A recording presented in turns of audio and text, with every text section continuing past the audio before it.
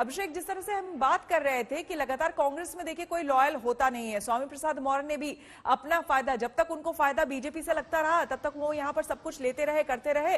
अब अचानक से खबरें सामने आने लगी कि भाई नाराज चल रहे हैं, नाराज चल रहे हैं। उनको लगा कि अब आगे समाजवादी पार्टी में शायद उनका भविष्य है, इसलिए वो वहां चले गए। ऐसे में ये बताइए, अब आरपीएन का यहाँ पर आना बीजेपी इसे कैसे ले रही है? क्या वाकई स्वामी प्रसाद मौर्य के खिलाफ पडरौना से उन्हें उतारने की तैयारी है? इस बात में कितनी सच्चाई, क्या खबर? देखिए श्वेता, एक बात बहुत महत्वपूर्ण हो जाती है बीजेपी के लिहाज से, क्योंकि पिछले दिनों से जिस तरीके से नेताओं की ज्वाइनिंग बीजेपी में हो रही है, एक रणनीति पे काम हो रहा है। और वो रणनीति ये है कि जो कद्दावर नेता जिस क्षेत्र से आता है और वहां उसका वोट उसके साथ आएगा, तो बीजेपी के कोर वोट के साथ जुड़कर वो जीत को पार कर देगा आसानी से। ये रणनीति हमें दिख रही है। इससे पहले भी हमने देखा जिस तरीके से ब्राह्मण चेहरे के तौर पर जतिन प्रसाद को लाया गया, एक कहीं ना कहीं उसको एक नैरेटिव सेट करने की बात थी। आदित्य सिंह रायबरेली से आ जाती हैं, वो रायबरेली से मैदान में कांग्रेस को बड़ा झटका वहां से मिलता है, जो कि खुद वहां का गढ़ था। और उसके बाद आरपीएन सिंह जब आ रहे हैं तो वो कुशीनगर और तमाम उस इलाके में, क्योंकि पडरौना की सीट केवल एक सीट का मामला नहीं है यहाँ पर बात पूरे पूर्वांचल की है। 165-64 सीटों में 2017 में 115 सीटें बीजेपी ने वहां से निकाली थी। और इस बार की लड़ाई जो है वो इसलिए महत्वपूर्ण हो गई क्योंकि अखिलेश यादव ने पूर्वांचल में जिस तरीके का किला मजबूत किया है, उसे तोड़ने के लिए अलग अलग सीटों के समीकरण बीजेपी के लिए जरूरी हो जाते हैं। आरपीएन की एंट्री न सिर्फ बीजेपी को कुर्मी जाति और वहां की जातियों में मजबूत करेगी, बल्कि इसके साथ साथ कई सीटों पर उसका प्रभाव दिखेगा। टिकट मिलेगा कि नहीं ये तो तय करना आलाकमान को है, लेकिन इसकी पूरी संभावना नजर आती है क्योंकि स्वामी प्रसाद मौर्य पहले ही बाहर हो चुके हैं। वो अब बीजेपी के साथ नहीं है, समाजवादी पार्टी से मैदान में हो सकते हैं। उनको सीधी टक्कर देने के तौर पर आरपीएन सिंह ही बीजेपी के लिए एक बड़ा चेहरा हो सकते हैं। जो मार्जिन बचता है उसको वो पूरा कर देंगे और कहीं ना कहीं पूरे इलाके में बीजेपी की नैया वहां से आरपीएन सिंह के सहारे पार हो सकती है। जी बिल्कुल, तो सब अपना अपना फायदा इस बीच देख रहे हैं। और हिमांशु, जैसा कि बता रहे हैं, हिमांशु अब वक्त हो गया है, समय करीब आता जा रहा है। कौन कौन वहां पर मौजूद होगा जब आरपीएन सिंह सदस्यता लेंगे, क्या कुछ जानकारी? इतना जरूर है कि आरपीएन सिंह सदस्यता लेने से पहले बीजेपी के अध्यक्ष जेपी नड्डा से मुलाकात करेंगे, गृह मंत्री अमित शाह से मुलाकात करेंगे और इसी मंच से जो है हो सकता है योगी आदित्यनाथ, केशव प्रसाद मौर्य, धर्मेंद्र प्रधान की मौजूदगी में जो है वो पार्टी के अंदर शामिल हो। एक चीज समझने वाली बात होगी, जो अभिषेक भी कह रहे थे कि वो सही में एक बैकवर्ड कास्ट से आते हैं और उनकी जाति का वहां पे बहुत प्रभाव है। वो राजा परिवार से बिलोंग करते हैं।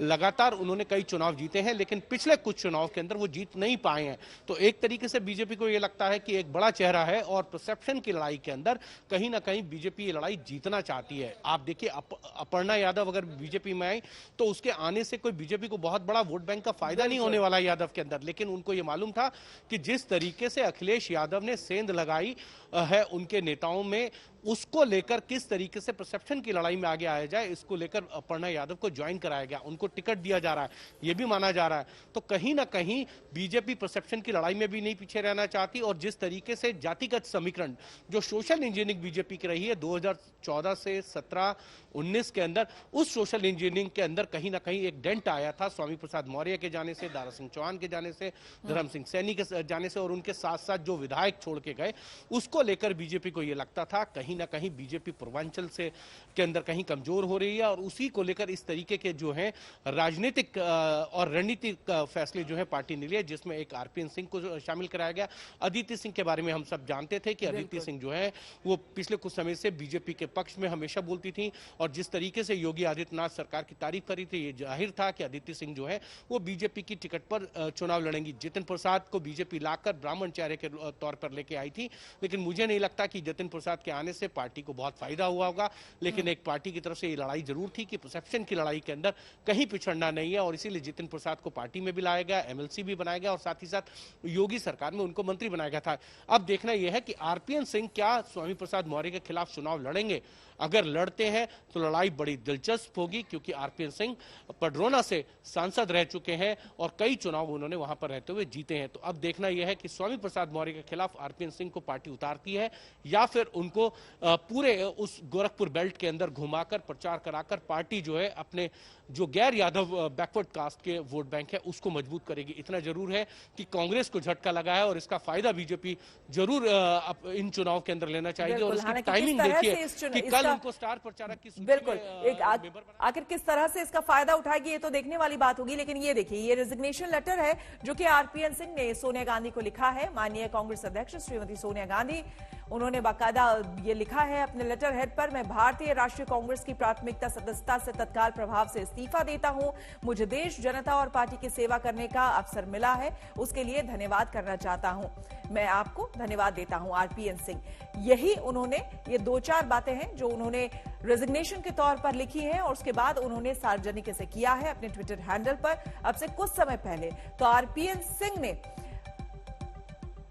रिजाइन किया और अब जो खबर सामने आ रही है 2:30 बजे के आसपास बीजेपी की सदस्यता लेंगे। अब बीजेपी आगे चुनाव में किस तरह से उनका इस्तेमाल करती है, इसके लिए देखने वाली बात होगी।